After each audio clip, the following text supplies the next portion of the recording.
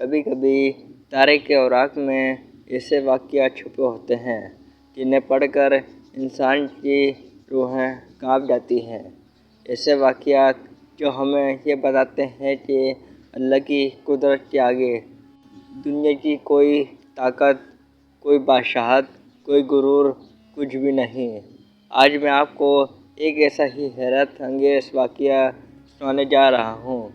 نمرود کی بیٹی کا واقعہ، ایک ایسا قصہ جو ایمان کو تازہ کر دیتا ہے، دل کو جھنجھوڑ دیتا ہے اور انسان کو اللہ کی بادشاہی کا احساس دلاتا ہے۔ یہ واقعہ صرف ایک کہانی نہیں، یہ قرآن کی روشنی میں بیان ہونے والے ایک عظیم معرکے کا حصہ ہے، اور اس معرکے میں نمرود، اس کی بیٹی اور حضرت ابراہیم علیہ السلام کی دعوت حق کا باوقار نقشہ صاف نظر آتا ہے۔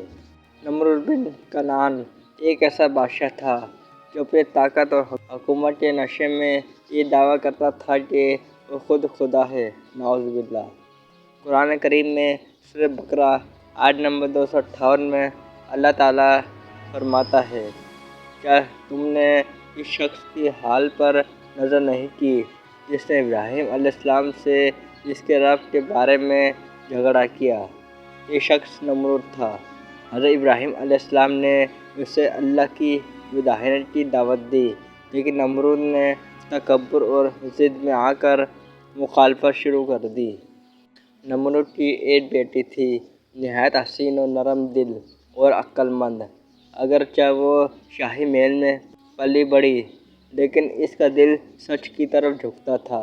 وہ جانتی تھی کہ اس کا باپ ایک ظالم بادشاہ ہے، مگر وہ خاموش رہی کیونکہ سلطنت کا ماحول خوف اور رعب سے بھرا ہوا تھا۔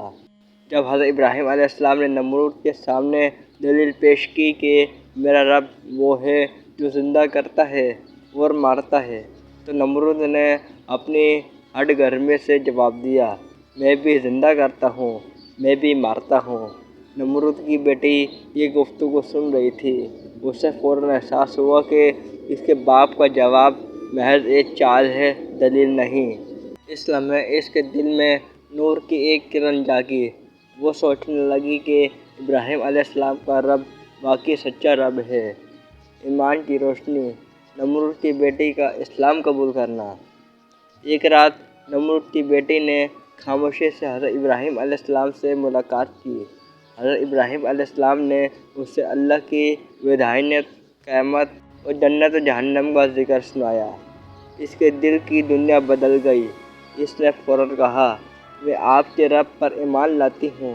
یہ ایمان لانا اس کے لیے موت کا اعلان تھا، کیونکہ نمرود اپنے خلاف ایک لفظ بھی برداشت نہیں کرتا تھا۔ لیکن ایمان کی مٹھاس نے اسے ہر خوف سے آزاد کر دیا۔ جب نمرود کو پتہ چلا کہ اس کی بیٹی نے ابراہیم علیہ السلام کے رب پر ایمان قبول کر لیا ہے، تو وہ فوراً غصے میں آگ کا بگولا ہو گیا۔ وہ جانتا تھا کہ اپنی طاقت دکھانے کے لیے اپنی بیٹی کو بھی سزا دے، لیکن چونکہ وہ اپنی بیٹی سے پیار بھی کرتا تھا، اس لیے سخت فیصلہ نہیں کر پا رہا تھا۔ حضرت ابراہیم علیہ السلام نے اسے بتایا کہ صرف اللہ ہی زندہ کرتا ہے اور اللہ ہی موت دیتا ہے۔ نمرود نے اپنی بیٹی کو قید خانے میں ڈلوا دیا تاکہ وہ ایمان چھوڑ دے، مگر اس نے کہا، میں کبھی اپنے رب کا انکار نہیں کروں گی۔ یہ ایمان کی ایسی مضبوطی تھی جو بادشاہوں کے محلات کو بھی ہلا دیتی ہے۔ جب اللہ نے نمرود کی قوم پر قہر نازل کیا، ہر گھر میں بھوک اور موت کے آثار تھے۔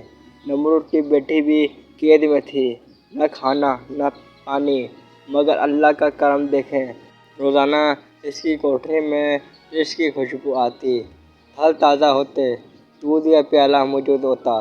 نمرود حیران ہوا کہ سخت قحط کے باوجود وہ کیسے زندہ ہے۔ جب جاسوسوں نے خبر دی، ہم نے اسی کوٹری میں آسمانی رزق دیکھا ہے، نمرود کے ہوش اڑ گئے۔ اسے احساس ہوا کہ جس رب کا ابراہیم ذکر کرتا ہے وہ واقعی سچا رب ہے، لیکن اس کا تکبر اسے ماننے نہیں دیتا تھا۔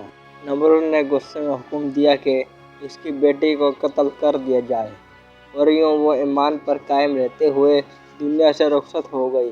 مورخین لکھتے ہیں کہ اس کا چہرہ آخری وقت میں ایسے چمک رہا تھا جیسے نور کی کرنیں اس سے پھوٹ رہی ہوں۔ یہ اللہ کی نشانی تھی۔ ایمان بادشاہت سے بھی بڑا ہے۔ حق کو پہچاننے والا ہر شخص اللہ کا مقرب بندہ ہوتا ہے۔ اللہ پر ایمان رکھنے والے کو رزق ملتا ہے، چاہے دنیا کیسی کیوں نہ ہو۔